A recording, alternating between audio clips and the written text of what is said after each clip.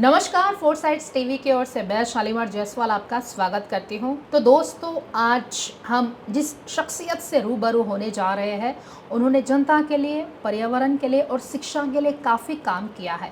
वे अपने बेबाक बोल के वजह से जानी जाती है। तो आइए चलते हैं, मिलते हैं डॉक्टर लुबना सरवत मैडम से। अस्सलाम वालेकुम मैम।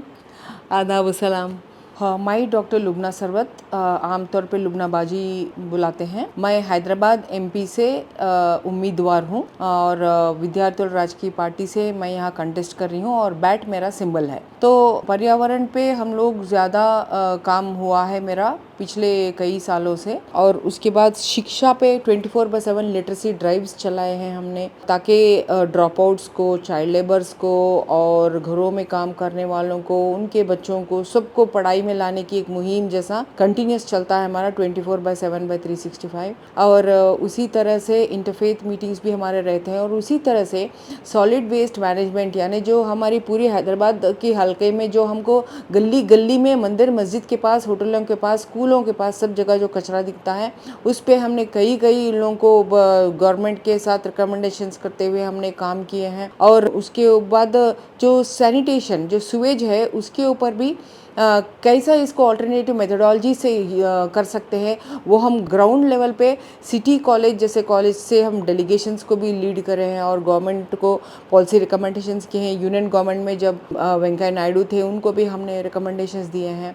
और जो अपने सिटी के जो लाइफ लाइन्स है, उस्मान सागर और हिमायत सागर जैसे रिजर्वायर्स जो कि मूसी नदी और ईसा नदी पे बने हुए हैं रंगारेड्डी जिले में, उसके ऊपर और उसकी कैचमेंट एरिया GO 111 पे हमारा काम चला है। गवर्नमेंट को रिपोर्ट्स भी दिए हैं, सबमिट किए हैं। साइंटिस्टों को के साथ जो रिपोर्ट बना है, वो रिपोर्ट सबमिट किए हैं। तो मूसी नदी की जो क्लीन रखने के ऊपर जो जो कर सकते हैं, उसकी भी हमने काफ़ी कोशिश किए हैं। लेकिन हम ये देखते हैं कि जो पोजीशन में है, जो पॉलिसी बनाने की पोजीशन में है, वो लोगों के पास हम जैसे एक्टिविस्ट को और एक्सपर्ट्स को, उनको साथ लेके चलने की जो पार्टिसिपेटरी मेथड है, उनके पास नहीं है। और ऊपर से बहुत बदउनवानी है, बहुत करप्शन है, और काफ़ी पब्लिक स्पेंड फंड्स चले जाते हैं, वेस्ट हो जाते हैं। तो इन सभी के कारण की वजह से, इन सभी को हटाने के लिए, इसको मिटाने के लिए, और ख़ास करके हैदराबाद हल्के में जो अलग तसव्वुर होता है यहाँ कर, पूरा जो जुल्म है, ज़ोर है, ज़बरदस्ती है, और ऊपर से जो इतनी बड़ी करप्शन है यहाँ पर, चाहे वो वक्फ लैंड हो, गवर्नमेंट लैंड हो, हर किस्म से, और ऊपर से कोई किस्म का एम्पावरमेंट नहीं है यहाँ की, ना कोई किस्म की वेलफेयर है यहाँ पर। तो इन सभी चीज़ों लाने के लिए हम भी इस बार 2024 में हम भी कंटेस्ट कर रहे हैं। तो मैडम ने जैसा कि कहा, यहाँ पे करप्शन है, बहुत सारा है, और मैडम पर्यावरण और शिक्षा पे एक मुहिम चला रही है। आप जब ये शिक्षा और पर्यावरण पे काम कर रही है, तो आपको क्या सरकार से सपोर्ट मिल रहा, या कोई कॉरपोरेटर का सपोर्ट मिल रहा है, या गली मोहल्ले में जो भी आप नियर और डियरेस्ट नेता है, क्या वो आपको सपोर्ट कर रहे हैं इस कार्य के लिए, आप जो मुहिम चला रही? देखिए, चाहे वो MP रहो, MLA रहो, या कॉरपोरेटर रहो, और या सरकार रहो, हम लोगों को किसी के पास से भी हमको कभी सपोर्ट नहीं मिला। बल्कि पिछले 10 साल में जो देखने को मिला, वो तो उल्टा हुआ। वो ये हुआ, मैं 2 एग्जाम्पल से बता सकती हूँ।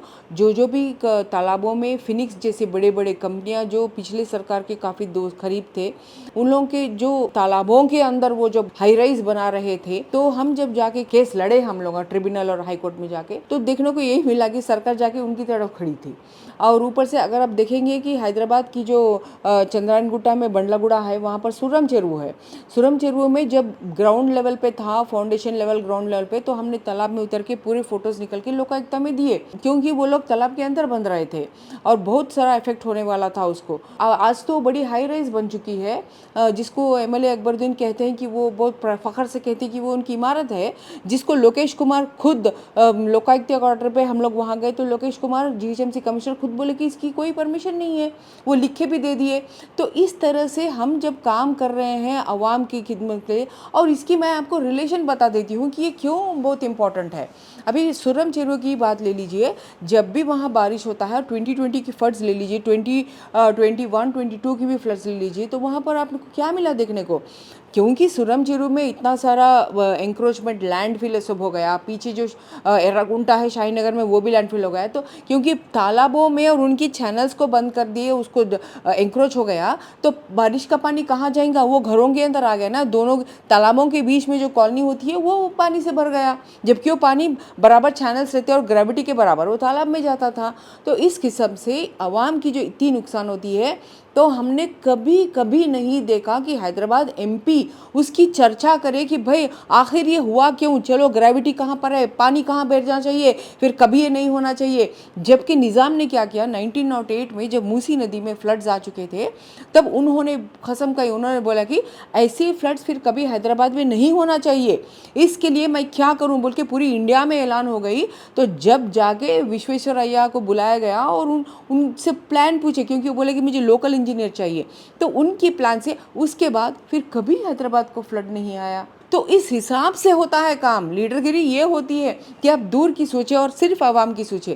लेकिन अफसोस की बात कि इलेक्टेड एमपीज़ जो होते हैं, वो आज तक वो हैदराबाद के एमपी से हम मुँह से कभी ये डिस्कशन ही नहीं सुने। अफसोस की बात है। तो आपका सवाल का जवाब आपको मिल गया होगा कि मेरे साथ है कौन, सरकार मेरे खिलाफ है, एमपी एमएलए सब खिलाफ है, वो लोग कुछ उसके ऊपर आते ही नहीं, जैसे कि वो उनका अफेयर ही नहीं है। अवाम तरसते रहे धूप में, पानियों में डूब के, प्रॉपर्टी डूब के, लेकिन वो उनका मुद्दा है ही नहीं। और उल्टा क्या करे कि जब डिसबर्समेंट हुआ था वो 10,000 रुपीज़ का फंड का जो फ्लड्स के पास दिया गया था, और केसीआर गवर्नमेंट ने इतनी अनसिविलाइज्ड और अनडेमोक्रेटिक तरीके से सिर्फ 10,000 रुपये जो बांटे जा रहे थे, तो जो लोग भीगे थे उनको कई लोगों को नहीं मिला, बल्कि कई लोग जो, जैसे कि मेरी एरिया गुडी मलकापुर, वहाँ पर हम सूखे थे, we did not get flooded and हमारी प्रॉपर्टीज घर खराब नहीं हुए थे, तो हमारी एरिया में 10,000 रुपये बटे थे। तो ये प्रूफ है कि कितनी करप्शन को ये लोग ना कि टॉलरेट करते हैं, बट करप्शन में पूरी तरीके से इन्वॉल्व है। पब्लिक की फंड्स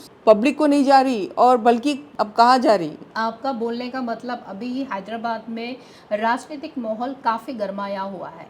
ओवैसी साहब और माधवी लता जी कंट्रीब्यूट कर रही है, ये लोग राजनीति का मुद्दा उठा रहे, चुनाव का मुद्दा उठा रहे, लेकिन ये लोग गंदगी, सफाई, शिक्षा, पर्यावरण, ये इनका ये लोग हटके काम कर रहे जी। इनको राजनीति में क्या चाहिए, पब्लिक का सपोर्ट चाहिए, इनको वोट चाहिए। अगर वोट चाहिए तो ये लोग पब्लिक के लिए काम नहीं कर रहे। अब ये लोग जब प्रचार करने जा रहे हैं, वो 2 कटाक्ष उन पे कर दिए, ये 2 कटाक्ष उन पे कर दिए, ऑपोजिट बोल दिए, तो पब्लिक खुश हो गई, भाई हम चुनाव में जीतेंगे तो ओवैसी ये कर देगा, माधवी लता ये कर देंगे। बट पब्लिक का प्रॉब्लम क्या है?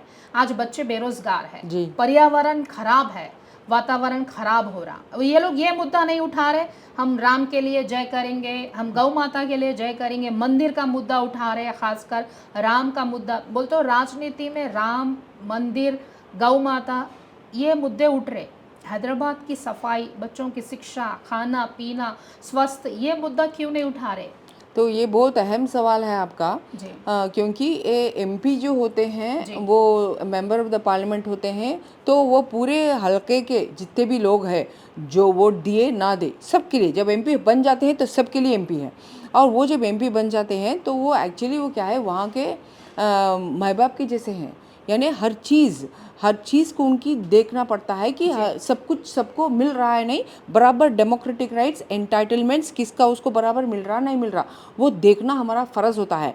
उसके ऊपर policy recommendation, ground level study के बेसिस पे पॉलिसी रिकमेंडेशन करना पड़ता है, अपनी हल्के को रिप्रेजेंट करना पड़ता है। तो वैसे ही एमपी को ऑफ कोर्स नेशन की ओर से भी सोच के दुनिया के सामने भी रिप्रेजेंट करना पड़ता है, सब अच्छी बात है। बट यहाँ के जो एमपी है, अभी तो ये माधवी लता तो ये फर्स्ट टाइम कंटेस्टेंट है, लेकिन पिछले 50 साल से जो यहाँ पर है उनकी एमआईएम की पार्टी है, और वो यही तो पिछले 4-5 टाइम से तो यही पर असद जीत है वहाँ पर एमपी। तो हम लोगों ने अब पूरी देश को मालूम है, पूरी दुनिया को मालूम है कि इन्होंने कभी ये ज़रूरत ही नहीं समझी कि मैं आवाम को एक मैनिफेस्टो दूँ, कभी नहीं समझी इन्होंने। आज के दिन भी आप क्या समझ रहे हैं, आज एज ऑन डेट भी वो कोई मुद्दा नहीं बात करे ना। वो तो पूरे उन लोग के किसके, मोदी जी ने जब बच्चों को गिनाए, किसी एक कम्युनिटी के बच्चों को उन्होंने गिनाए, तो इन लोगों ने उनके भाई बहने यानी किसी उनके माँ बाप के बच्चों को गिनाए, उनके मरहूम माँ बाप के बच्चों के। तो मैं क्या बोल रही हूँ, to the point, just to cut short, because वो मैं डिस्कस करने के लायक भी नहीं समझती। तो आपका मतलब बोलने का क्या है, राजनीति की लड़ाई अब पूरा पर्सनल हो गई, पर्सनल हो गया, घर तक चले गए, जैसे मंगलसूत्र बेचना, वो बेचना। तो इसमें इन्वॉल्व कौन से शख्सियत है इसमें? जैसे मोदी जी इन्वॉल्व थे, क्योंकि वो बोल दिए, जिसकी वजह से पूरी दुनिया के सामने हम छोटा हो गए। प्रधानमंत्री जी की सबके होते हैं, वो हम सबके, उन्होंने एक अपने ही सिटीजन्स के बारे में ऐसा बोलना, तो दुनिया के सामने हमको शर्मिंदा हो गया, बहुत दुख की बात है। और उसके ऊपर से जब उसकी जवाब, वो कई मुद्दे हैं भाई हैदराबाद के, लेकिन हम सारे मुद्दों को छोड़ दिए, कभी पकड़ा ही नहीं, हमको जरूरत ही नहीं, लेकिन ये मुद्दा को पकड़े। ठीक है, पकड़े तो उससे, जब आप पकड़ते हैं कोई मुद्दा, तो उससे क्या आपने उस पर्टिकुलर कम्युनिटी या पूरी हैदराबाद को या पूरी देश को या तेलंगाना को उनको आपने ताकत दी है? ये होना चाहिए आपके जवाब। अगर आवाम को ताकत मिला तो आपकी जवाब सही है। यहाँ पर आपने आवाम को कोई ताकत नहीं दी, बल्कि आप क्या करते गए, हा हा हो करते हुए अकबरुद्दीन ओवैसी जी क्या करते गए कि उनके बच्चों को गिनाते गए, उनके बहन भाई को गिनाते गए कि मोदी के साथ और 6 है, हेमंत बिस्वा के साथ 6 है, और योगी आदित्यनाथ के 6 है। भाई 6 उन्होंने गलती कर दिया बता के, अपने साथ 5-6 भाई बहन रहना क्या जुर्म है, क्या गलती है? संविधान क्या इस पर रोक लगाती है? ये तो ह्यूमैनिटेरियन है। तो आपने इतनी गंदी हरकत की, उनके माँ बाप के बच्चों को आपने गिनाए, एक मरहूम माँ बाप के बच्चों को आप गिनाए, और वो मरहूम भी अपने इंडिया के सिटीजन्स।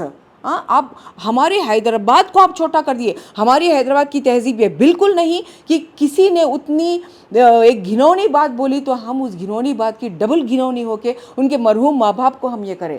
मैं कदापि कंडम करती हूँ मैं, और मोदी जी जैसे इंडिया को छोटा कर दिए, इन्होंने हमारे हैदराबाद को छोटा कर दिए। आपका मतलब क्या है कि ओवैसी जी राजनीति के सब्जेक्ट को छोड़ के घर बार वो जो कटाक्ष कर रहे हैं, वो पब्लिक के लिए वो सही नहीं है, बिल्कुल सही नहीं है, देश के लिए सही नहीं है, हैदराबाद के लिए सही नहीं है, ओवैसी सोसाइटी के लिए सही नहीं है। ओवैसी जी अगर चुनावी मुद्दा लड़ना है तो वो करप्शन पे बात करना जी, पर्यावरण, शिक्षा, जी, ओबीसी बीसी लोगों के लिए आरक्षण के लिए जी, बात करना। जी। लेकिन अभी ये क्या हो गया, आपसी लड़ाई हो गई है। यस, पर्सनल लड़ाई हो गई है। जबकि उन्होंने यहाँ पर हैदराबाद की, मैं बताती हूँ आपको, पिछला जो 23 इलेक्शंस हुए उसमें भी मैं एक इश्यू बताती हूँ, कितना प्रोमिनेंट इश्यू है ये। पिछले जो इलेक्शंस हुए थे 2023 में, उस इलेक्शंस में क्या हुआ था, काफ़ी बोगस वोटिंग है बोल के निकला था, और काफ़ी similar entries, photo similar entries कई ये बोल के निकला था। ये दोनों मुद्दे पे बड़े बड़े लीडर्स काम करे भाई, हम भी काम करें, हम तो केस फाइल कर दिए, अभी हमारा फाइनल ऑर्डर भी आने वाला है। लेकिन इन लीडरों ने क्या किए, इन्होंने एक तो इन लोगों ने फिरोज खान जैसे कांग्रेस के लीडर काफ़ी सबमिट किए, 6 लाख निकाले उन्होंने। अमजदुल्ला खान जो एमबीटी के हैं और फराद खान जी जो एमबीटी के हैं, इन्होंने काफ़ी काम किए हैं इसके ऊपर।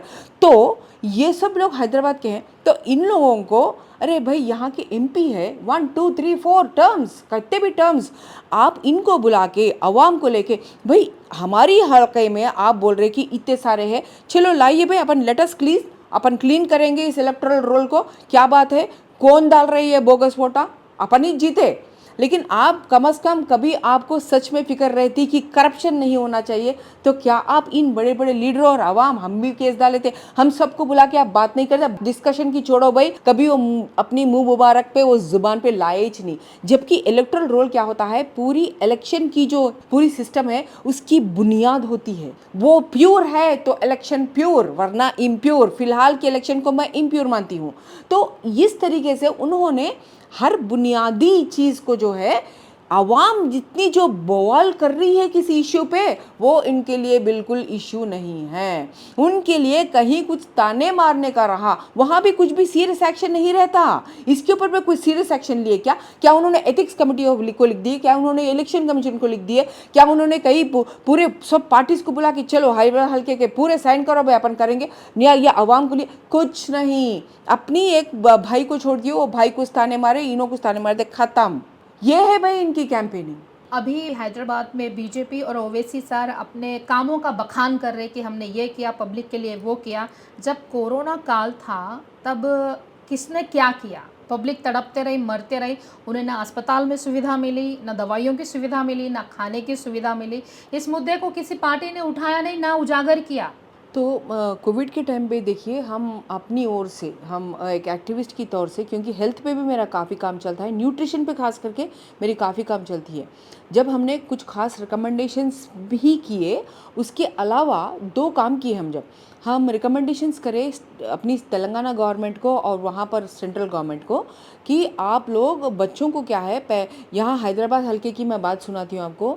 माँ की छाती का दूध पीने के बाद बच्चा फिर कभी दुनिया में दूध नहीं पीता। इतनी गरीबी है यहाँ पर। हैदराबाद हल्के की बात कर रही, पूरी तेलंगाना की, इंडिया की नहीं। उतनी गरीबी है यहाँ पर, उतनी इलिटरेसी है यहाँ पर। तो वो बात मेरे दिल में हमेशा रहता था। तो इसलिए मैंने तेलंगाना गवर्नमेंट को लिखा कि आप रेशन शॉपों में, गवर्नमेंट स्कूलों में आप जो भी स्टूडेंट्स हैं उनको आप दूध दिया करो, उनकी इम्यून सिस्टम बढ़ेगी। और रेशन शॉप्स में आप कुछ दिनों के लिए ही सही, आप ये कोविड के टाइम पे आप उनको क्या बोलते हैं, दाल अच्छा दिया करो और वहाँ पर बादाम दिया करो, हाँ, ताकि उनकी इम्यून सिस्टम बढ़े। और उनको फल दिया करो, फल एकदम ला लो और सबको दोगे। तो आप इम्यून सिस्टम बढ़ाओ। इम्यून सिस्टम कैसे बढ़ेगी उनकी? ऑल सडन में इम्यून सिस्टम कहाँ से बढ़ेगी? और तब जाके हाउसिंग की भी जो प्रॉब्लम दिखी, क्योंकि आप बाहर जब जेंट्स चले जाते हैं तो घर में वो छोटा सा घर किसी के लिए बस रहता, लेकिन जब वापस एक ही दम पे सबको घर में रहना था, घर बस ही नहीं हो रहा था, एस्बेस्टस था वो। माय गॉड, हाउसिंग की इतनी बड़ी प्रॉब्लम है हैदराबाद के हल्के में। तब मैंने क्या किया, इन लोगों को रिकमेंडेशंस किए। उसके अलावा मैं सीधा गवर्नमेंट हॉस्पिटल रामंतपुर, यहाँ के स्टेट गवर्नमेंट पूरे ऑफिशियल्स को, जैसे रिजवी जी थे और एक सेक्रेटरी भी थी मेडिकल के स्टेट गवर्नमेंट के, सबसे मैंने बातचीत की। और आयुष में जो होम्योपैथी की प्रिवेंटिव मेडिसिन है, क्योंकि वैक्सीन वगैरह नहीं थे, and I don't believe particular in vaccination, और मेरा भी वैक्सीनेशन नहीं हुआ है by the way, I did not take a single vaccine. तो उसमें क्या करें हम लोग कि I went directly to the government homeopathy, वहाँ से प्रिवेंटिव मेडिसिन लिए मैंने, फ्री उनसे उठाए, वहाँ से उनके बातचीत करके उठा के हम जाके घर पे सबको बुला के, वो पीछे हमारे स्लम एरिया में सबको दिए, फिर सिकंदराबाद में आके अम्बेडकर नगर में वहाँ के स्लम्स में दिए, डोमेस्टिक वर्कर्स को अलग दिए। फिर हम सबको हम प्रिवेंटिव देते गए। क्यों? ये इनकी वैक्सीन कब आना, वो कब आना, हम उसके पहले ही हम ये पूरे काम शुरू कर दिए। और ऊपर से जो भी पैकेट्स हम दे सके, जैसे कि बादाम डाल के, वो डाल के, वो सब प्रोटीन किट्स भी हम देना शुरू करते हैं इन लोगों को। तो इस प्रकार से कोविड के टाइम पे जो चीज़ असली होना चाहिए था, दैट वाज लर्निंग था वो, कि आवाम के पास किस चीज़ की कमी है। आवाम के पास अगर इम्यूनिटी की कमी है तो आपने उसको भरपूर क्या किया, किस चीज़ पे आपने कैसे भर किया। हाउसिंग की जो इतनी बड़ी प्रॉब्लम आई थी उसके ऊपर आपने क्या में रेमेडी लिए भाई, क्या पॉलिसी बनाए आपने हाउसिंग के ऊपर, कम से कम हैदराबाद हल्के के ऊपर क्या बनाए। तो ये दो थे। और माइग्रेंट लेबर की तो प्रॉब्लम इतनी बड़ी थी, तब हमने माइग्रेंट लेबर की हमने ये भी प्रॉब्लम उठाए कि उन लोगों की जो फंड होती है, उन लोगों को जब बिहार से कोई यहाँ आते हैं तो बिहार गवर्नमेंट वो पोर्टल पे होना चाहिए, यहाँ पर जो आते हैं कंपनी ने अपने बनाना चाहिए कि इन लोगों की क्या पर है। इतनी मेटिकुलस है लॉ ताकि उनको कोई असुविधा ना हो, लेकिन उस लॉ की झज्जियाँ उड़ाई गई। स्टेट जहाँ से आ रहे और स्टेट जिसको जहाँ रिसीव कर रहे, किसके बेनिफिट हो रहे भाई? कॉर्पोरेटों की, हाउसेस की, रियल एस्टेट की बेनिफिट हो रही। तो उसमें से इनको थोड़ा माइग्रेंट लेबर फंड में जाना और उनकी ज़रूरियात पुराना, उनकी हाउसिंग बराबर रहना, ये किसकी जिम्मेदारी है ये पूरा? हम काफ़ी माइग्रेंट लेबर के उनसे भी टच में थे जो यहाँ से कई अलग अलग राष्ट्रों पे गए थे। तो ये हाल है भाई, वी डिड अवर बिट, जो भी हम कर सकते थे बगैर कोई पोजीशन के। हमने एक एक्टिविस्ट के तौर पे, एक सिटीजन की जिम्मेदारी लेके हमने ये सारे किए हैं। तो मैम, मैं अगला क्वेश्चन आपसे पूछना चाहूँगी, CAA और NRC पर आपकी राय क्या है? देखिए, CAA NRC पे जो राय हम बताने की ज़रूरत नहीं है, जाहिर कैसी हो गई ये जब इसकी जो इम्प्लीमेंट हुआ था। अच्छा। जो इम्प्लीमेंट किए थे ऑलरेडी असम में पहली एक टेस्ट की तरह या इम्प्लीमेंट किए थे, तो उसमें से पूरी दुनिया ने देखा कि 20 लाख लोग रजिस्टर से बाहर है, नेशनल रजिस्टर ऑफ सिटीजन्स का, उसमें से 20 लाख बाहर है भाई। और उसमें अपने जवान आर्मी लोग हैं जो कि सेना में अपनी जान कुर्बान करने के लिए तैयार थे, अपने जानों के लिए। तो ऐसे लोग भी जब निकल जा रहे हैं और काफ़ी लोगों को जब आप डी वोटर में उनको डाउटफुल में डाल देते हो तो कितना भयानक सिचुएशन है वो, कि आज के दिन आप कोई डॉक्यूमेंट के बदौलत किसी को आप बोल देते हो कि आप डाउटफुल है, और वो पूरी जिम्मेदारी सिटीजन पे आ जाती है कि वो प्रूव करें। इससे मालूम ही हो गया, तभी गवर्नमेंट को खुद को मालूम हुआ, हर सिटीजन को मालूम हुआ, दुनिया देख रही थी कि ये लोग कितनी बड़ी एक क्राइसिस शुरू कर रहे हैं। खुद देश में एक क्राइसिस शुरू करने वाली बात हुई। NRC national register of citizens बनाना कोई बुरी बात नहीं है, लेकिन जब आप बिल्कुल कोई तैयारी नहीं है, नंबर 1, दूसरी आप उसमें एक छोटी सी जो कॉन्स्पिरेसी जैसी चीज़ है कि आप कुछ मुल्कों से बुलाते हो और कुछ रिलीजन्स को बुलाते हो और मुस्लिम्स को हर जगह आप अलहदा करके बताते हो। जाहिर सी बात है कि द सेक्शन 14% ऑफ पॉपुलेशन तो भयभीत होंगी ही ना, तो भयभीत हुए थे। लेकिन बात यहाँ पर यह है कि उससे सिर्फ मुसलमान इफेक्ट नहीं हो रहा है। जब 20 लाख मुसलमान नहीं है ना असम के, वो पूरे इफेक्ट हो गए भाई। इसीलिए मैं कहती हूँ कि ये इंडियन इश्यू है ये, और इस इंडियन इश्यू में हर कोई जिसके पास डॉक्यूमेंट्स नहीं है, पहले गवर्नमेंट ने बोलना चाहिए था कि भाई आप हर कोई डॉक्यूमेंट आपके पास बराबर रखिए। जैसे कि पासपोर्ट है, यस पासपोर्ट है, बस सिटीजन, खत्म कहानी।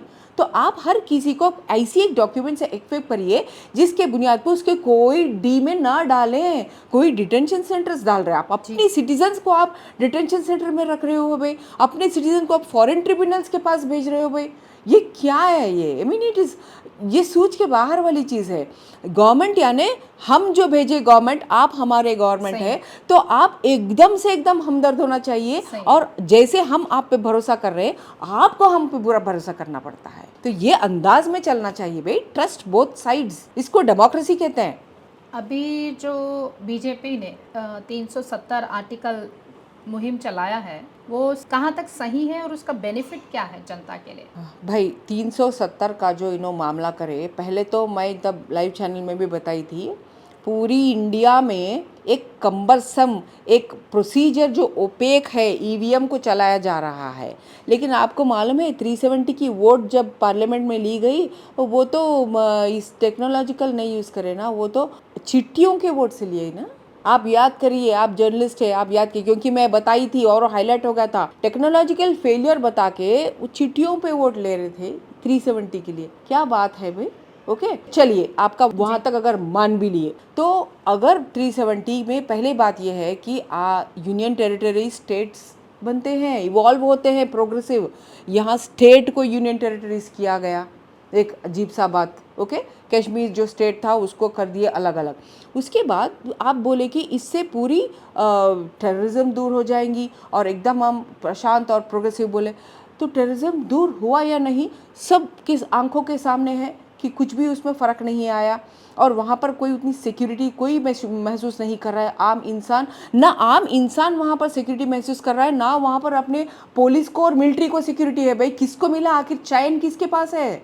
हो गया एक महीना। आपका मतलब 370 लागू हुआ लेकिन कार्रवाई नहीं हुई, उस पे पर काम नहीं हुआ। जो आप बोल के लाए, आप कुछ बोल के लाए, वो कहाँ है जो आप बोले? और जिस बोल के जिसकी वजह से आप बोले कि ये सही है, वो उस वजह बता के आप बोले कि ये सही है ना, ये निकालना 370। अब 370 आर्टिकल 370 का रद्द होने से और एक चीज़ क्या हुआ, वहाँ पर जो वैंगचुक अभी उन्होंने अपना जो सत्याग्रह था उसको ख़त्म किया। उन्होंने एक मैगसेसे अवॉर्डी है भाई, उन्होंने खुद बताया, वहाँ के लोग खुद बता रहे, बड़े बड़े पॉलिटिकल लीडर्स बता रहे कि काफ़ी एरिया में जो वहाँ के शेपर्ड्स जाते थे, वो लोग पहले जो सीमाओं पे जाते थे, आराम से अपनी जगह थी, वहाँ पर अब चाइनीज उनको आने नहीं दे रहे।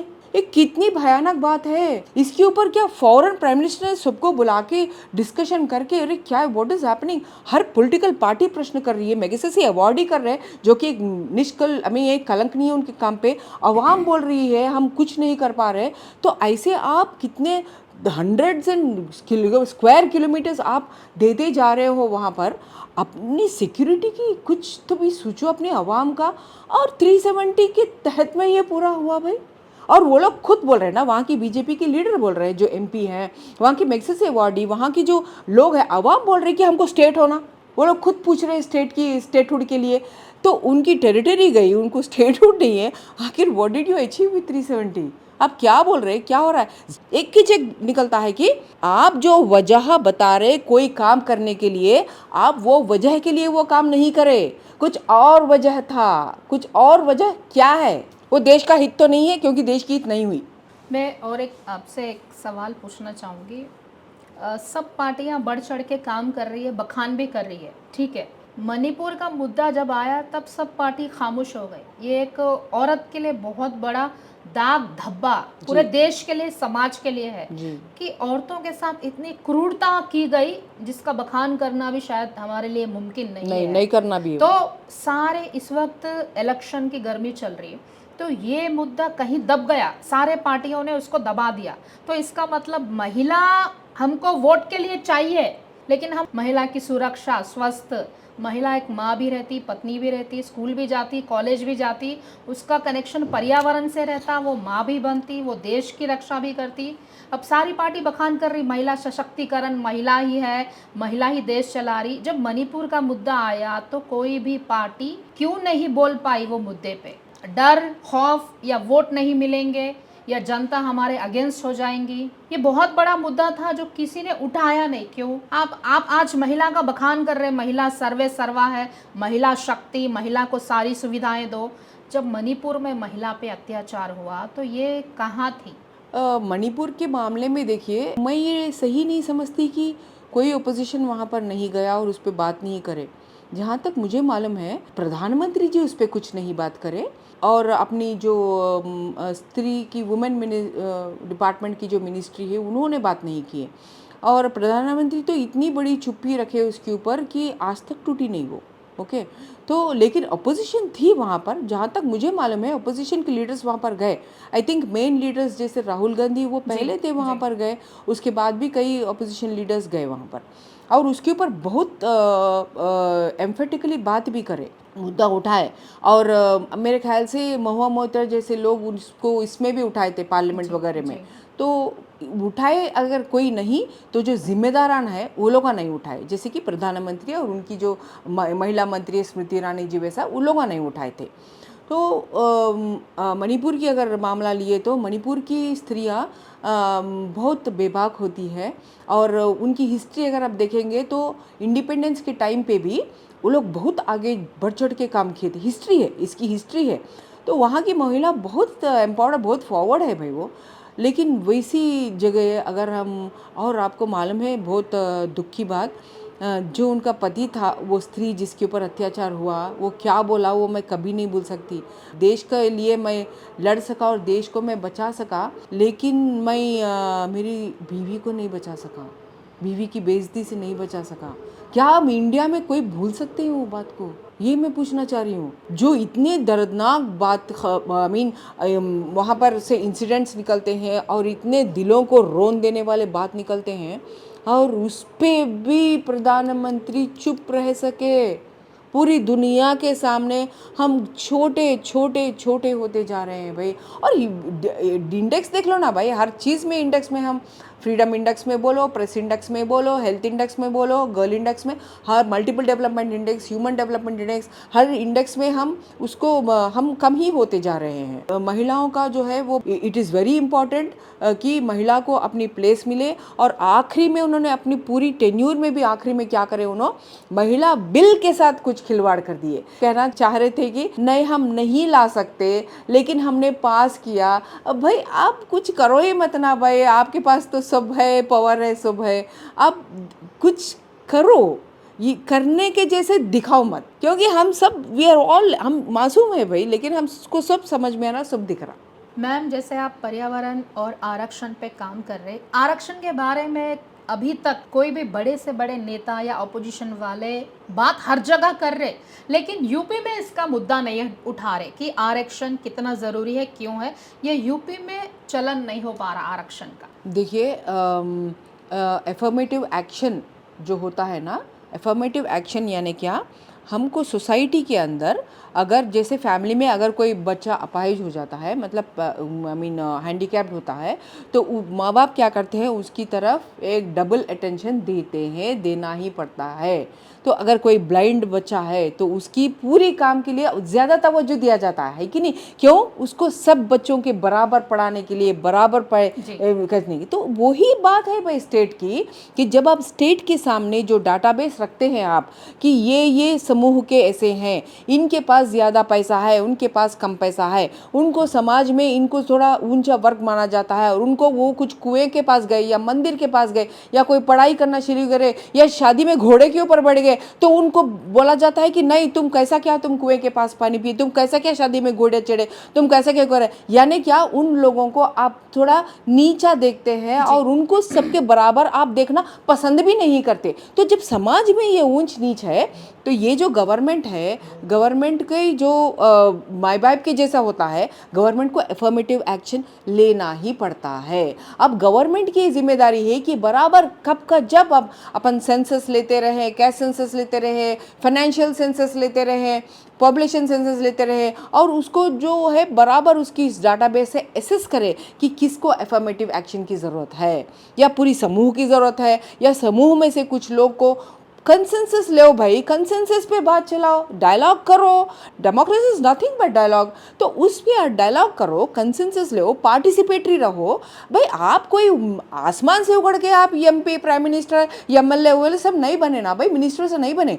आपको किसी ने चुन के बोला भाई आप हमारे एमपी है, अब जाओ, जाके हम और आप मिल के अब करेंगे। तो मैं बराबर हमेशा यही बोलते रहूँगी कि जो वोट देने वाला, वोट लेने वाला एक पल्ले है, ये डेमोक्रेसी है, एक कोई कम नहीं हो जाता, कोई ऊंचा नहीं होता। इनकी लाखों के वोट के बगैर ये क्या है, ये एमपी कुछ नहीं। तो इनको इनके सामने झुक के रहना पड़ता, बात करना पड़ता, और उनकी राय लेना पड़ता, और उनके बीच में रह के उनकी ज़िंदगी समझ के तब जाके अपनी मुंह ज़बानी खोलना पड़ता। खुद की मनमानी और खुद कुछ बनेंगे, वैसा नहीं है। This is democracy.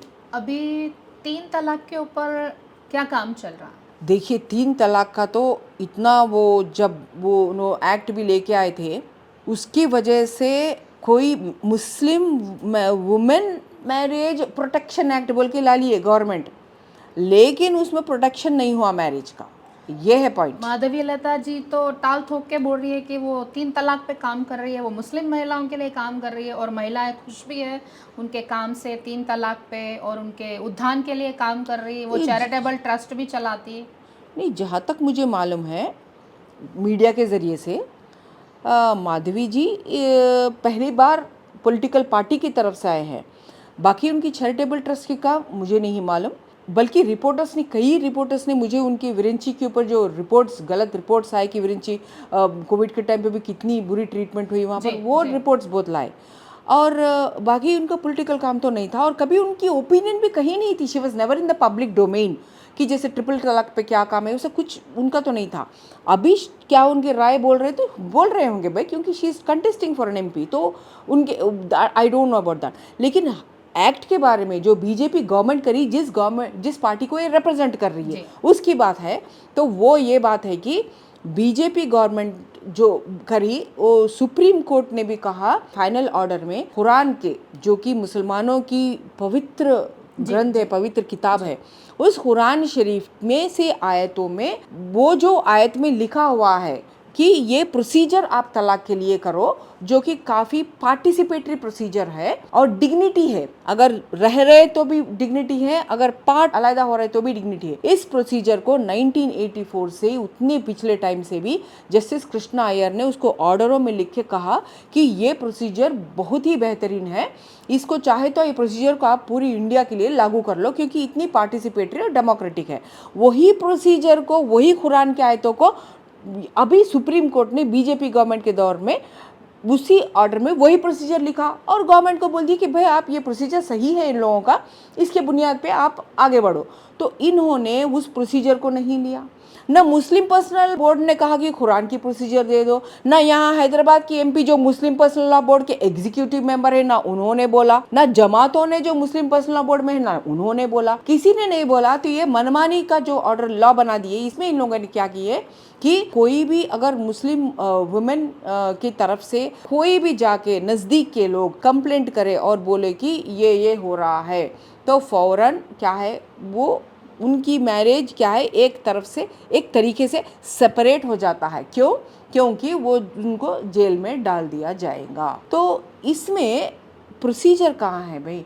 कंसीलिएशन की जब डिफरेंसेस आ गए, आने के बाद उन्होंने एक बहुत ही घिनौने तरीके से अपने बीवी को जो निकाह में उनको कॉन्ट्रैक्ट से साइन करके जो करे, कुरान को हाजिर नाजिर मान के, तो तलाक देते वक्त भी वही कुरान को आप हाजिर नाजिर मानना चाहिए, वही कुरान की प्रोसीजर लेना चाहिए। तो इंसानियत है उस प्रोसीजर में, तो वो इंसानियत वाली इंसाफ वाली प्रोसीजर को आप ठुकरा दिए, ठुकरा के आप अपनी बीवी को तलाक दिए। तो गवर्नमेंट बीच में आके अभी क्या बोले, ये जो एक्ट ला लिए, सुप्रीम कोर्ट बोले भाई इनकी प्रोसीजर है वो प्रोसीजर फॉलो करना चाहिए।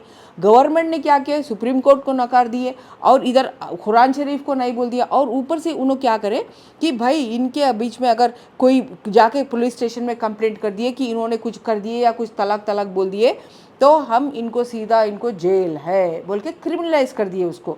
उससे क्या इनकी मैरिज टिकेगी या निकल गया? आप खुद जुदा कर दिए दोनों को। अब इसका क्या, what is the further procedure of this marriage? तो मैरिज प्रोटेक्शन हुई, एक्ट का नाम तो मैरिज प्रोटेक्शन है, इसमें प्रोटेक्शन कहाँ हुई पूछ रही हूँ मैं, और उसको क्रिमिनलाइज कर रहे हो। ये तो एक सिविल मैटर है, कंसीलिएशन की पूरी स्टेप्स होना चाहिए। कितने सारे हाउसेस है कंसीलिएशन के, और बढ़ाइए, प्री मैरिटल काउंसिल बढ़ाइए, पोस्ट मैरिटल काउंसिलिंग बढ़ाइए, ये सब बढ़ाइए और डाइवर्स रेट्स कम लाइए। और ऐसे जो इससे तो डाइवर्स कुरान के मुताबिक जब कोई इंसान ऐसा चाय बराबर नहीं, वो बराबर नहीं, गुस्से में आ गए, पीने में आ गए और तलाक तलाक तलाक बोल दिए, व्हाट्सएप में बोल दिए, फ़ोन में बोल दिए, तो कुरान शरीफ के बराबर वो शादी टूटती ही नहीं। चाहे 1000 बार बोलो तलाक तलाक तलाक, शादी टूटती ही नहीं। क्यों? क्योंकि प्रोसीजर डाला हुआ है। उनके इनके मियाँ बीवी के साइड के आके बैठना है, इनको अपने मुद्दे सुनाना है, ये सब कुछ प्रोसीजर लिखा हुआ है। फिर वो लोग रहेंगे, फिर रिकन्सिलेशन होंगी तो हो जाएंगी, फिर टाइम देंगे, अगर सेकंड टाइम भी तलाक बोल रहे, ये सी प्रोसीजर है भाई। प्रोसीजर को जानो, ऑर्डरों में पूरे जज्जा लिख रही है प्रोसीजर कुरान की। हैदराबाद की हलके में हैदराबाद की एमपी, चलो भाई इस प्रोसीजर को कुरान की सबसे बात करेंगे, सब आवाम से बात करेंगे, महिलाओं से बात करेंगे, एक्टिविस्टों से बात करेंगे। ये कभी आपने कोई डिस्कशन नहीं सुने, बल्कि अनपढ़ औरतों से वो कोई जमात आ जाती है, अनपढ़ औरतें मेरे पास लाके, बाजी ये साइन करो, बोल रहे बाजी साइन करना क्या? मैं बोली जब आपको पढ़ना नहीं आ रहा और मेरे को पढ़ना पड़ रहा, तो आप पढ़ना नहीं आ रहा इसलिए आप साइन नहीं करते, तो साइन मत करो। छोटी सी बात। उनको पढ़ाने की आपके पास चिंता नहीं है, उनको जागरूक बनाने की चिंता नहीं है। उनको ना कुरान पढ़ना आता, ना कानून पढ़ना आता, ना किताब पढ़ना आता, ना पेपर पढ़ना आता, उनको बस व्हाट्सएप में कुछ मूवीज़ देखे वो वैसा है। तो इन लोगों को एम्पावर करना एक एमपी की अव्वल अव्वल अव्वल जिम्मेदारी है, ताकि वो अवाम मुझसे सवाल कर सके। जब मैं गलती कर रही हूँ तो मुझसे सवाल करना, मुझे पास वो हिम्मत रह सकना कि मेरी अवाम मुझसे सवाल करी तो भाई मैं उनको कन्विंस कर सकूँ। इसको बोलते हैं एमपी।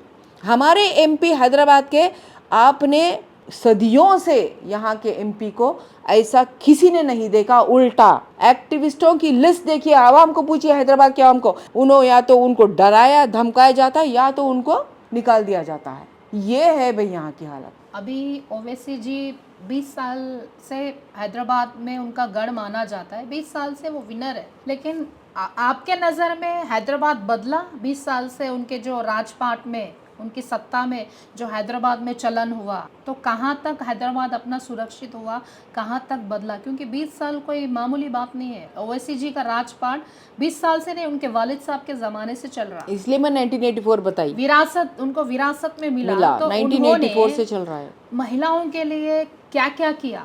और शिक्षा के लिए, शिक्षा में क्या करें, महिलाओं के लिए क्या करें, एजुकेशन के लिए क्या करें, बच्चों के स्वास्थ्य के लिए क्या करें? भाई आप ये जो इश्यूज एकदम से मेरे को पूरे जो उमड़ के आ जी, रहे जी। हैं, तो मैं एक्चुअली कौन सा सामने रखूं मेरे समझ में नहीं आ रहा, क्योंकि सही है, सही है। हर फैक्टर में आप कौन सी भी पैरामीटर ले लीजिए, हर पैरामीटर में हैदराबाद पीछे गया। अब किस में आगे आया? हाँ आगे आया भाई, किस में आ गया मालूम आपको? वक्फ की ज़मीनें ज़्यादा कब्जे हुए, हाँ ज़्यादा कब्जे हो गए। गवर्नमेंट के सुलह पीछे चले गए, कम हो गए, हाँ कम हो गए। ड्रग्स ज़्यादा हुए, हाँ ज़्यादा हुआ। पीना ज़्यादा हुआ, पीना ज़्यादा हुआ। मित्तियों में जो पैसे में घिरे हुए हैं यहाँ की गरीब आवाम, जो अपनी कारोबार करते हैं, कारोबार के लिए जो लोकल लेंडर्स इतना हाई इंटरेस्ट पे जो लेते हैं, उनके मित्तियों का यहाँ पर ज़्यादा हुआ, हाँ ज़्यादा हुआ। वाइटनर लेते यहाँ एक ड्रग्स नाम का चीज़, जो गरीब बच्चे वगैरह, वो ज़्यादा हुआ, वो ज़्यादा हुआ। अब कहाँ कहाँ पिछड़े पे हम लोग, हमारे पास एजुकेशन बराबर, पॉपुलेशन का कोई एजुकेशन नहीं। गवर्नमेंट स्कूल्स यहाँ के कम हो गए। और मैं ये भी बताती हूँ, गवर्नमेंट कॉलेजेस पिछले 20 साल 10 साल से तो कुछ भी एक्स्ट्रा कॉलेजेस नहीं आए, जबकि एप्लीकेशंस बढ़ते गए, क्योंकि एप्लीकेशंस बढ़ते गए यहाँ कॉलेजेस के, और बच्चियों के एप्लीकेशंस रिटर्न हो रहे। अगर 500 सीट्स है तो 1500 आ रहे, तो 1000 तो वापस जा रहे। तो वो बच्चियाँ कहाँ पढ़ रहे भाई, कहाँ पढ़ रहे हो बच्चियाँ? और हाल ही में जो कमला नेहरू, हाँ इनके इसमें नहीं आता, कमला नेहरू सिकंदराबाद हल्के में आता, लेकिन कमला नेहरू जो एडेड था, एकदम गवर्नमेंट एडेड थे, पूरे 7 बेहतरीन कोर्स, और वहाँ से तो स्टालवार्स निकले। कमला नेहरू की जो एग्जीबिशन ग्राउंड्स में जो पॉलिटेक्निक है, तो बच्चियाँ इतना बवाल करे, इतना स्ट्राइक्स करे, इतना प्रोटेस्ट करे, सबिता रेड्डी, केटीआर सब बात दिए कि नहीं नहीं बोल के, लेकिन आखिर आज के दिन भी 4 कोर्सेज जो निकाल दिए वहाँ से एडेड बोल के, पूरे 4 को निकाल दिया। और आज के दिन बच्चियाँ अगर वो कोर्स करना चाहे तो उन्होंने पैसे बनना चाहिए। और कहाँ कहाँ से, पूरी स्टेट से वहाँ बच्चे आके पढ़ते, क्योंकि वहाँ एजुकेशन की स्टैंडर्ड हाई है और फीस नहीं है, अनएडेड है वो। तो इतने सारे जो हो रहे थे, और वहाँ पर काफ़ी थे अपने बच्चियाँ, हैदराबाद हल्के के बच्चियाँ। तो कहाँ है भाई, जब एमपी की आवाज़ कहाँ थी? कभी सुने आपने कि ये एमपी बात कर रहे हैं कि भाई मेरे यहाँ की जो यूथ पावर है? कभी सुने आपकी डाटाबेस निकालो भाई, यूथ आओ, क्या आप जॉब, आपकी पढ़ाई क्यों रुकी? कितना पढ़ना चाह रहे हो? बोलो भाई, आप जॉब्स में जाना चाह रहे हो, या बिजनेस करना चाह रहे हो, या आगे पढ़ना चाह रहे हो, या रिसर्च करना चाह रहे हो? बोलो भाई, डाटाबेस लाओ, चलो निकालो भाई। अरे भाई आपकी ट्रिपल इंजन, वो तो बोलोगा तो डबल इंजन की शाना मारते हो बीजेपी, आपकी तो ट्रिपल इंजन, एमपी आप, एमएलए आप, कॉर्पोरेटर आप, है तो और बढ़िया होना चाहिए। इसीलिए ये तीनों, ये पार्टी रहने की वजह से इन्हें और घिस-पिस हो गया, इतना घिस-पिस हो गया कि यहाँ पर आज के दिन भी आप रोड पे चलो भाई, मस्जिद के आगे इतनी बड़ी कचरे की कूड़ा, और मंदिर के पास इतनी कचरे की कूड़ा, हर मार्केट एरिया में। अरे भाई मेहनत कश लोग हैं भाई, वो मांगते नहीं मालूम। मौज की बंडी इतनी धूप में खड़ के बेच रहे, बारिश गिर रहे, थोड़ा छाव में आ जाते, फिर आ जाते बंडी के पास। कल रात भी हुए बारिश, इतनी बारिश, मोरी की पानी, बंडी को छोड़ के तरकरियों पे ऐसा झट करके बाजू जाके कोने में खड़ा था मालूम। तो ऐसे कई कई मेहनत कश लोग हैं जो भीख नहीं मानना चाहते, और अपनी मेहनत में दे वांट टू अर्न। तो इन लोगों के लिए आप स्ट्रीट वेंडिंग की कितनी बेहतरीन आप कर सकते हैं। स्ट्रीट वेंडिंग की आप जोन्स बना सकते हैं, उनकी सहूलियत दे सकते हैं आप, उनको जो लोन्स मिलना चाहिए इंटरेस्ट फ्री। मैं जब एमपी होंगी, मेरी मैनिफेस्टो है पूरी, जो मैंने एक साइट पे अपलोड करे, जैसे वो साइट आ जाएगा तो मैं आपको लिंक दे दूंगी।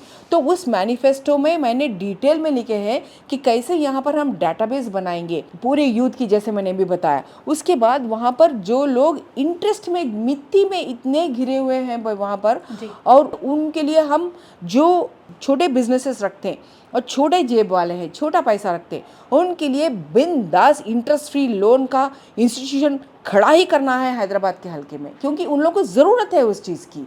और यकीन मानिए, जब आप इंटरेस्ट फ्री लोन देते हैं और उनकी ट्रस्ट के भरोसे आप देते हो ना, यकीन मानिए 99% आपको रीपे कर देते, क्योंकि उनको दिल में अव्वल सुकून ये आ जाता है कि भाई इस पर इंटरेस्ट नहीं है, भाई हम इसको अच्छा से चुका लेते मैडम, हम 1000 10,000 दिए ना मैडम, हम 10 महीने में 1,000 बनते, और बल्कि पहले ही थोड़ा हुआ तो 1500 भी दे देते कभी भी। ये लोग इतने मासूम और इतने ये लोग मेहनत कश लोग जो होते हैं ना, इतने सही रहते हैं लोग। तो ऐसे कई तब्दीलियाँ, मैं जो इश्यूज मैं ला रही हूँ आपके पास, चाहे वो रोड की गंदगी रहो या फिर आवाम की मेहनत कश रहो, उनकी मितियाँ रहो, उनकी जो ड्रग्स और लिकर, भाई लिकर जा रहे हैं, कभी आपने लिकर ज़्यादा होते जा रहा है, उसकी जो मार गिरती वो स्त्री पे गिर रही भाई, वो खवातीन पे गिर रही है, बच्चों पे गिर रहा है। कितने मेरे पास बच्चों को जिसको मैं पढ़ा रही हूँ, उनके बाप वो बच्चे देख रहे हैं माँ को मारते हुए, वो बच्चा क्या सीखेगा भाई आगे जाके। हाँ, तो वो इतने परेशान है वो लोग लिकर से, वो बोले बाजी आप कुछ भी बोलो, बाजी कहीं किसी के पास जाना है बोलो, ये लिकर हमको यहाँ से नहीं होना, उन्हें वहाँ पी के आ रहा तो उसको निकाल देना, उन्हें वहाँ से पी के आ रहा तो उसको निकालो। भाई आप जब लिकर की दुकान खोल रहे हो, आप वहाँ के आवाम से पूछो, सही वहाँ के खवातीन से पूछो जो मार खा रही हैं, पी के अपने शोहर से मार खा रही हैं, बच्चे मार खा रहे हैं, क्या हालत होगा भाई, इज्जत तो करे। ऐसे खवातीन का जो मैं, और एक बहुत मेरे दिल के नज़दीक है, उनके पास मैं ये गौर करी कि हाउसिंग सही नहीं रहता और 2-3 घरों के लिए एक बाथरूम रहता। हैदराबाद नाम क्या है हमारा कैपिटल, उस नाम से जो पार्लियामेंट्री कॉन्स्टिट्यूंसी है उसकी सच्चाई बता रही हूँ मार को, जो जहाँ भाड़ों में मैं गई हूँ उन घरों में 2-3 घरों को एक बाथरूम एक लेटरिन, बच्चियाँ, जवान बच्चियाँ, छोटे बच्चियाँ, माँ बड़े, सोचिए ज़रा क्या हाल है। यहाँ हमारे घरों में तो एक घर में 2 रहता भाई, बताइए वहाँ के एमएलए एमपी के घरों में कितने बाथरूम हैं और कितने शख्स है, शख्स से ज़्यादा बाथरूम रहेंगे। पर यहाँ पर देखिए क्या हाल है, कभी इसकी बात हुई, कभी इसकी डिस्कशन हुई। और बताती मैं हाउसिंग का क्या बड़ा प्रॉब्लम है, इतने नज़दीक नज़दीक हाउसिंग रहते बड़ों में, तो उसमें क्या होता है मालूम, हाउसिंग एस्बेस्टस की होती है, हेल्थ खराब होता है और हर 2-3 घरों या 4-5 घरों में आपको टीबी दिखता है वहाँ पर। और क्या होता है उन घरों में आप नीचे ऐसा, क्योंकि ऐसा कुर्सियाँ रखने की जगह नहीं रहती, तो अगर आप नीचे बैठे तो आप 1 मिनट भी बैठ नहीं सकते, पैर के पास भी आप रख नहीं सकते पैर। क्यों मालूम, आप गेस कर सकते हैं, वहाँ पर चूहे घूमते रहते हैं उनके घरों में। अपने घरों में एक चूहा दिखा तो बंदूक उठा के उसको बाहर भगा देते हैं, हम चैन नहीं आती अपने को। उनके घरों चूहे के साथ ही छे भाई उन लोग। 1 मिनट नहीं बैठ सकी मैं, वो बोले बाजी बम बोले ना आप नहीं बैठ सकते बोल के, मैं बोली नहीं भाई मैं बैठ सकती, बैठी, बुड़ गई मैं, क्यों चूहे भाग रहे थे, अपने से नहीं हुआ। तो ये माहौलों में जो है, मैं एक ही मेरा सवाल है, क्या इस माहौल को, इन घरों को, इनकी ज़िंदगियों को उनको ताकतवर बनाने के लिए किया हो ना भाई। वो आपको पैसे नहीं पूछ रहे, खाना खिलाओ नहीं बोल रहे, ना बिरयानी खिलाओ बोल रहे, उनको उनकी शिक्षा, बेहतरीन शिक्षा फ्री रखो, उनके लिए बेहतरीन इलाज फ्री रखो, और हॉस्पिटल को नहीं जाने की ज़रूरत हो ऐसा उनको ताकतवर जिस्म से ताकत, हेल्थ दो, ऐसी उनको खाने की ग़िज़ा दो ताकि वो हॉस्पिटल की ज़रूरत ही नहीं आए। शिक्षा दो, उनको ताकतवर खाना दो। बच्चे गवर्नमेंट की, मैं क्या बोली ना आपको, बच्चे दूध, माँ की दूध के बाद दूध नहीं पीते, गवर्नमेंट स्कूल में दूध पिलाना ज़रूरी होता है। क्यों दूध नहीं दे रहे भाई, मुझे याद है आज भी, बचपन में मैं प्राइमरी स्कूल में जब जाती थी, घर में पूरा दूध पीना, घर में पूरा नाश्ता करना, फिर स्कूल को जाना, स्कूल में भी जो दिए वो भी पूरा खाना। क्यों, बच्चे वैसे ही होते, तो बच्चों को दूध नहीं नसीब है। तो गवर्नमेंट स्कूल, मेरी वो प्रोमिसेस में वो एक है कि बच्चों को एकदम दूध देना, उनको बेहतरीन मिलेट वाली नाश्ता देना, मिलेट्स में बहुत पावर होता है, और उनको बराबर अंडे देना। तो इस किस्म से बच्चों को न्यूट्रिशन दिया जाता है, उनको वो ये पौधों को अच्छा उगाया जाता है, अच्छी अच्छी उसमें ग़िज़ा डाल के, उसके बाद उनको पढ़ लिख के उनको एथिक्स दिया जाता है। अव्वल चीज़ क्या है, जिसको तेलुगु में नैतिकता बोलते हैं और इसमें तकवा बोलते हैं जिसको उर्दू में, उसको क्या है एथिक्स बोलते हैं।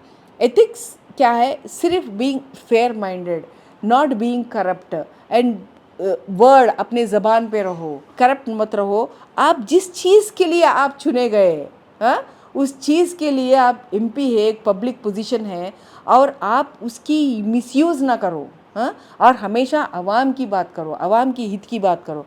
तो मैं जो बोल रही ना, जो भी मैं अभी प्रॉमिस करी मेरी मैनिफेस्टो में और आवाम को जो स्पीचेस में मैं बोल रही हूँ, वो बराबर करना है मेरे को।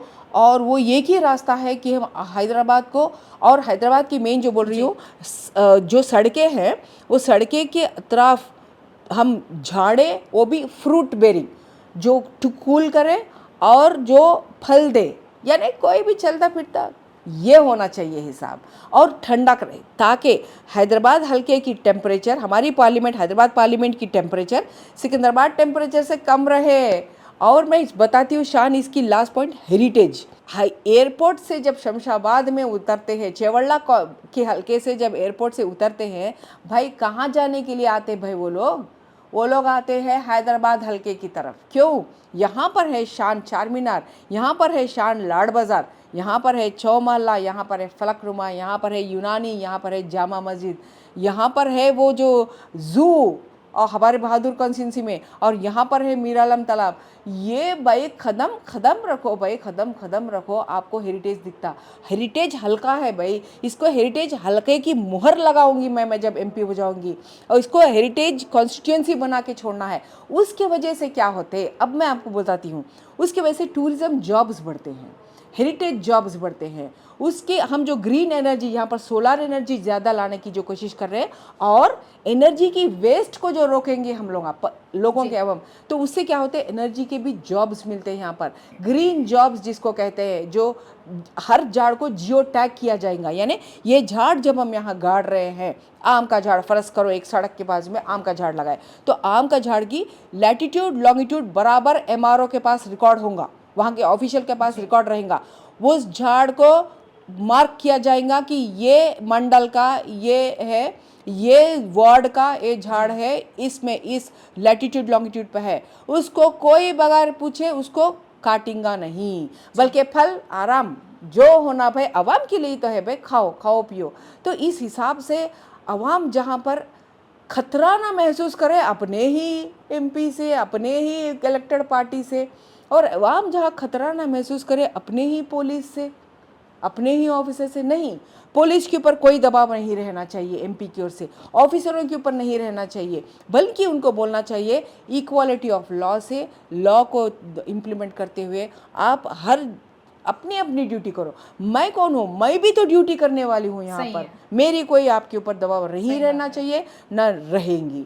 तो इस हिसाब से हम एक पूरी विजन और एक स्ट्रैटेजी के साथ हम आगे बढ़ रहे हैं कि वहाँ पर, और एक बहुत नज़दीक की चीज़ है जो मैं वार्ड जब कंटेस्ट करी तब भी मैंने प्रॉमिस किए थे, वो ये है कि ख़वातीन को क्या है, विटामिन डी की बहुत डेफिशिएंसी है, रिपोर्ट से भी निकल के आया। तो उस विटामिन डी की डेफिशिएंसी को दूर करने के लिए इंडियन मेडिकल एसोसिएशन के जैसे डॉक्टर इकबाल जावेद वगैरह हैं, तो उन्हें भी बताया कि लेडीज़ को ज़रा उनका ये होना चाहिए, because they not getting expose to light. तो वुमेंस की पार्क जब होती है, मुझे मेरे एक बहुत दिल के नज़दीक का ख्याल है कि हम सातों हल्के जो है असेंबली के, उनमें से एक एक वुमेंस की पार्क रखे, गवर्नमेंट की लैंड रहेंगी, कुछ रहेंगी, छोटा बड़ा नहीं तो छोटा, तो उससे क्या होता मालूम, ये लोग वुमेन फ्री महसूस करते, अपने बच्चों के साथ आते या बच्चों के साथ आते, आराम से सिर्फ वुमेन रहेंगे, तो वो लोग को क्या है, उनको थोड़ा एक झूला भी रहता, झाड़े रहते, अलग अपने बैठ के अपने आप में सोशलाइजिंग होता। वो हरियाली की वजह से, वो सनलाइट की वजह से क्या होता, वो घर में जो परेशानियां हैं, घर में जो तनावे होते हैं, उसको वो एनर्जाइज होके भाई अच्छे तरीके से खुशहाली से वो हैंडल कर सकते। क्यों? उनको कोई उनके लिए कुछ बना रहा है, वो रहता दिल में। तो इस तरीके से हम लोग कई चीज़ ऐसा कर ले सकते हैं, और इसको एक बेहतरीन नमूना में, चाहे वो हेरिटेज में रहो, चाहे वो आवाम के लिए रहो, जॉब्स के मामले हो, एनवायरनमेंट के मामले रहो, टेम्परेचर क्लाइमेट के मामले में, हर किस्म से हैदराबाद को एक एग्जाम्पल की तरह हम खड़ा कर सकते हैं। ये हम प्रॉमिस करते हैं आवाम से। बस एक ही गुजारिश है कि इस बार आप जुल्म को ठुकराइए, आप गुरूर को ठुकराइए, आप झूठ को ठुकराइए। जिस एमपी ने अवाम के सामने बताए कि 15 बॉटल खून मैंने खुदा की कसम मैंने दिए हैं, ऐसी झूठ बोल सकते हैं और बोलते हैं कि मैंने बॉटल खून ले जाके दिए, इतनी उल्लू बना सकते हैं आवाम को। ऐसी एमपी जो बोले, और जिसके ऊपर मुझे लेटर ऑफिशियल आ चुका है कि ओवैसी जी कभी खून नहीं दिए यहाँ पर। तो ऐसी एमपी जो झूठ के बदौलत, सीटों के बदौलत, तालियों के बदौलत रहना चाहते हैं, इनसे उम्मीद नहीं किया जा सकता। लिहाजा एक मेहनतकश खातून आपके सामने गुजारिश करके एक प्लान लेके आई है, जो कि आपको 50 साल से किसी ने प्लान नहीं दिया। तो इस प्लान की आप उसको कंसिडर करिए, गुजारिश है आप उसकी इज़्ज़त करिए, क्योंकि हम बराबरी में यकीन रखते हैं, आपकी पूरी इज़्ज़त है हमारे पास। तो गुजारिश है कि इस बार हैदराबाद के अब तक पलटाइए, हैदराबाद की बेहतरी के लिए, हर हैदराबादी के लिए, और आप अपने आप के लिए, आप बराए मेहरबानी बैट की निशानी सीरियल नंबर 19 पे डॉक्टर लुबना सरवत को आपका पावर यूज़ करिए अपने आप के लिए। शुक्रिया। तो दोस्तों आपने देखा मैडम ने हमें काफ़ी भ्रष्टाचार, पर्यावरण खराब है, शिक्षा की स्थिति खराब है, काफ़ी प्रश्नों से उन्होंने हमें रूबरू कराया कि हैदराबाद को हम किस तरह से बेहतर बना सकते, किस तरह से एक महिला, एक माँ को स्वस्थ कर सकते। इन्होंने काफ़ी जानकारी से हमको रूबरू किया है। तो आगे भी हम इसी तरह के इंटरव्यूज़ आपके सामने लाते रहेंगे। तब तक के लिए टिल देन बाय। देखते रहे फोरसाइट्स टीवी। नमस्कार मैम। सलाम और आदाब।